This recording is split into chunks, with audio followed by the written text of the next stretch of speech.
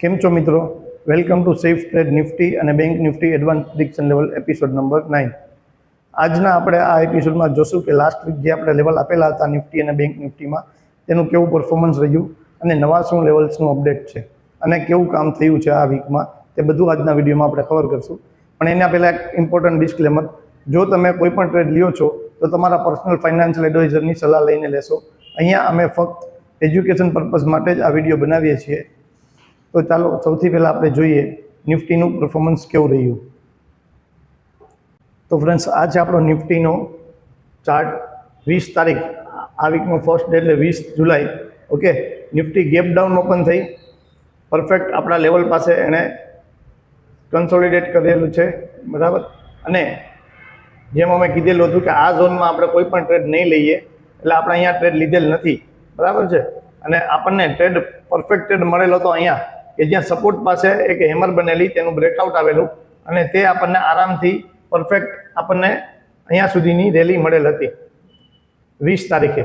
Okay, first trade 21 તારીખે market open થઈ, perfect અહીંયા જ આપણે જ્યાં કીધેલું હતું કે આપણું કન્સોલિડેશન ઝોન છે ત્યાં સપોર્ટ લઈ અને એનો હાઈ ક્રોસ કરેલ નથી, એટલે આપણે ટ્રેડ લીધેલો નહોતો અને ઓલમોસ્ટ આપણા કન્સોલિડેશન ઝોન પાસે જ રહેલ હતું. 21 તારીખ પણ સેમ અહીંયા આપણે સપોર્ટ ઝોન ઉપર હેમર બની અને તેનું બ્રેકઆઉટ આવેલ, ત્યાં આપણને ટ્રેડ મળેલો હતો, બરાબર છે. આખા દિવસમાં ટ્રેડ ક્યારે મળે છે એ જુઓ કે અહીંયા આપણે 21 તારીખે સવારે માર્કેટ ઓપન થઈ પછી આપણને અહીંયા ટ્રેડ મળેલો હતો 1 વાગે, ઓલમોસ્ટ 1 o'clock. તો પરફેક્ટ ટ્રેડ મળે એ જ લેવાનો છે, ત્યાં સુધી ઉતાવળ નથી કરવાની. વધુ ટ્રેડ કરી લઉં અને વધારે પૈસા મળી જાય એવું નથી હોતું. પરફેક્ટ ટ્રેડ હશે તો સ્ટોપ લોસ નહીં આવે, બરાબર છે. તો જ્યાં સુધી પરફેક્ટ ટ્રેડ નથી મળતો ત્યાં સુધી વેઇટ કરો.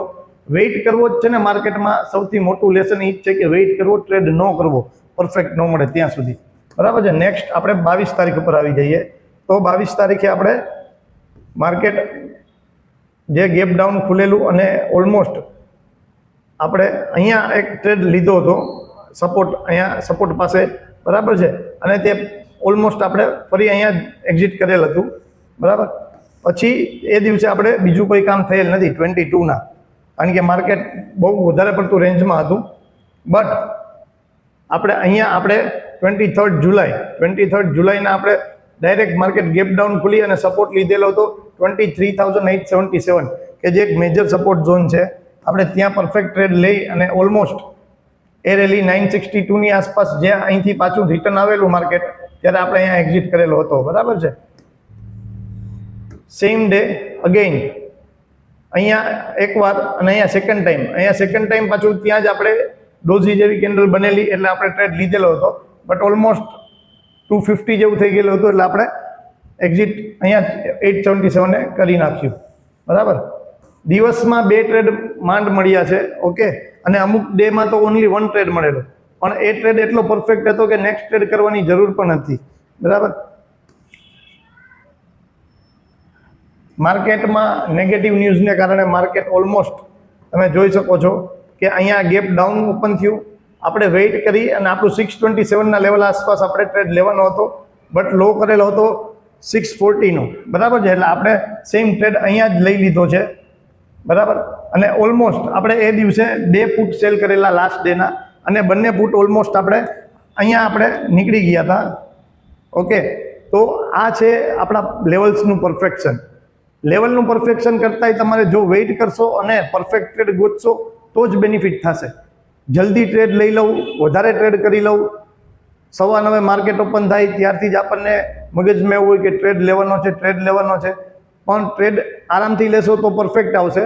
બાકી ઉતાવળમાં એક ખોટો ટ્રેડ પડશે ને પછી આખો દિવસ રિવેન્જ ટ્રેડિંગ જ ચાલુ રહેશે. તો એ બધી વસ્તુ આપણે ટ્રેડિંગ સ્પેસ પણ છે આપણી, જ્યાં અમે તમને સપોર્ટ કરીએ છીએ કે કઈ રીતે પેશન્સ સાથે ટ્રેડિંગ કરી શકો છો. અને આપણા ક્લાસીસ તો છે જ, અને આપણે ક્લાસીસમાં પણ આ બધી ટ્રેનિંગ આપી છે. ખાલી ઉતાવળથી ટ્રેડિંગ કરવું નહીં, પણ કેવી રીતે સિસ્ટમેટિક અને શાંતિથી આપણે ટ્રેડિંગ કરી શકીએ તે બધી આપણે ટ્રેનિંગ આપીએ છીએ. ચાલો હવે જોઈએ આપણે બેંક નિફ્ટીમાં શું લેવલ્સ અપડેટ આપણે પરફોર્મન્સ કેવું રહ્યું તે. તો આ છે આપણો બેંક નિફ્ટીનો ચાર્ટ, જે લાસ્ટ વીકમાં આપણે લેવલ્સ આપેલા હતા, તેનું પરફોર્મન્સ શું રહ્યું તે જોઈએ. તો ડે 1 એટલે કે 20 જુલાઈ ઓકે 20 જુલાઈ ફર્સ્ટ કેન્ડલ. ઓકે, આપણે ત્યારે ઉતાવળમાં ટ્રેડ લીધેલો હતો 20 જુલાઈએ, અહીંયા કન્ફર્મેશન પણ આવેલું, બટ આપણે છે ને લેવલ્સ આપણને એમ હતું કે અહીંથી નીચે આવશે, બટ અહીંયા સેકન્ડ ટાઈમ આવ્યું એટલે આપણે ભાવ ટુ ભાવ એ એક્ઝિટ કરવું પડેલું હતું. ફર્સ્ટ ટ્રેડ આપણે નીકળી ગયા, સેકન્ડ ટ્રેડ આપણને અહીંયા મળેલો હતો. ઓકે, અને એમાં ટાર્ગેટ પણ મળ્યો, બરાબર. તો 20ના આપણે 2 ટ્રેડ લીધેલા હતા 20 જુલાઈમાં, એમાંથી એક ટ્રેડમાં આપણે કોસ્ટ ટુ કોસ્ટ નીકળી ગયા હતા અને સેકન્ડ ટ્રેડમાં આપણને ટાર્ગેટ મળેલો, બરાબર છે. હવે 21 જુલાઈ તમે જોઈ શકો છો કે આપણે માર્કેટ ઓપન થઈ પછી આપણા કન્સોલિડેશન ઝોનમાં રહી અને ઓલમોસ્ટ છે ને ત્યારે કન્ફર્મેશન મળે ત્યાં સુધીમાં આપણે ઓલમોસ્ટ બીજા લેવલ સુધી આવી ગયા હતું. તો સેકન્ડ ડે આપણું કામ થયેલ નથી બેંક નિફ્ટીમાં, બટ 22 જુલાઈ બેંક નિફ્ટીમાં એક પરફેક્ટ ટ્રેડ ઓલમોસ્ટ 500 પોઈન્ટનો આપણને અહીંયા મળેલો હતો. આપણે આ સેકન્ડ કેન્ડલ પાસે જ આપણે સેલ આઉટ કરેલો અને ઓલમોસ્ટ આપણે આપણા ટાર્ગેટ પાસે પરફેક્ટ આપણા લેવલ્સ પાસે જ ટાર્ગેટ રહ્યો. તો તમે જોઈ શકો છો કે બેંક નિફ્ટીમાં થર્ડ ડે ઓલમોસ્ટ આપણને 600 પોઈન્ટ જેવી રેલી મળેલી હતી, બરાબર છે. હવે નેક્સ્ટ છે 23ના, તો તમે જોઈ શકો છો ગેપ ડાઉન ઓપન થઈ બેંક નિફ્ટી આપણા લેવલ્સ પાસે અહીંયા કન્ફર્મેશન આવ્યું, બટ આપણને ટાર્ગેટ એકદમ નાનો મળેલ છે, બરાબર છે. 24 જુલાઈ bank Nifty gap down open થઈ. ઓકે, એક કન્સોલિડેશન પૂરું કરી અને અહીંયા આપણે જ્યારે અહીંયા આપણું લેવલની ઉપર ગઈ ત્યારે આપણે ટ્રેડ લીધો. ઓલમોસ્ટ 12:30 પછી આપણને ટ્રેડ મળેલો છે અને તે આપણે એક્ઝિટ લાસ્ટમાં કરેલો હતો. આપણને એમ હતું આપણું ટાર્ગેટ આવી જશે 57,094, બટ આપણે અહીંયા એક્ઝિટ કરવું પડ્યું હતું લાસ્ટમાં 56,900.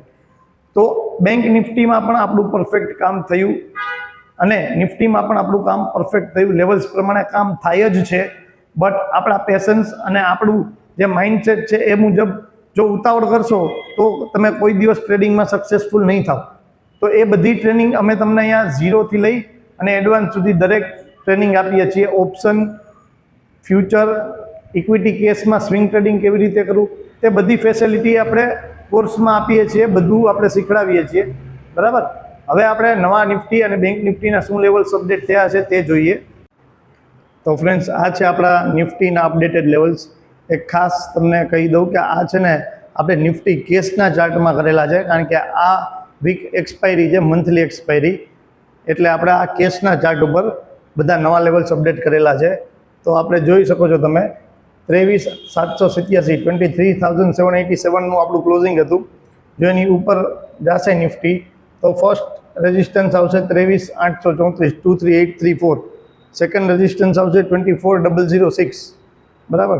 થર્ડ છે 24,088 24,137, બરાબર છે.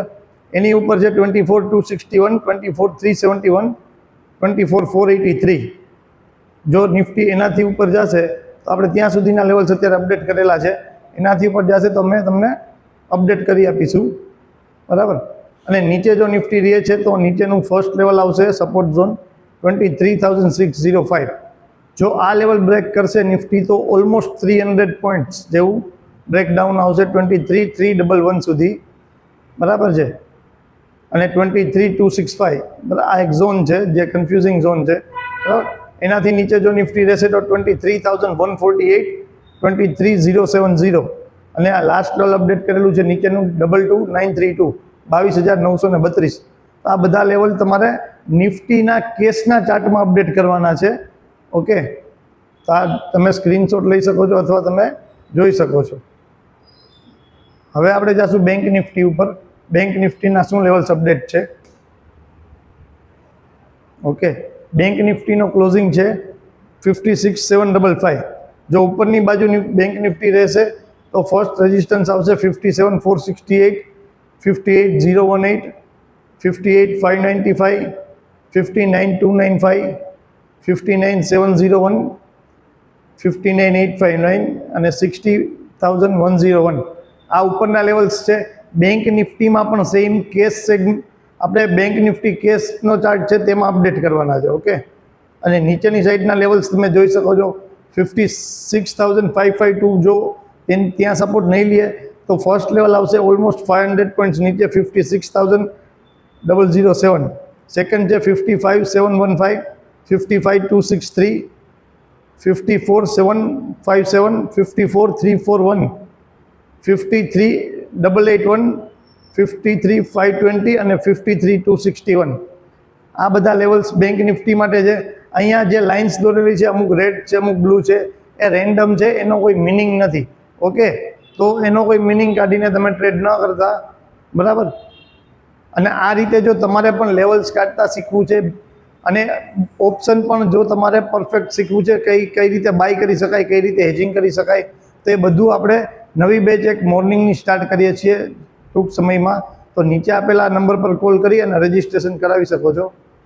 Thank you. મળીએ નેક્સ્ટ વીક.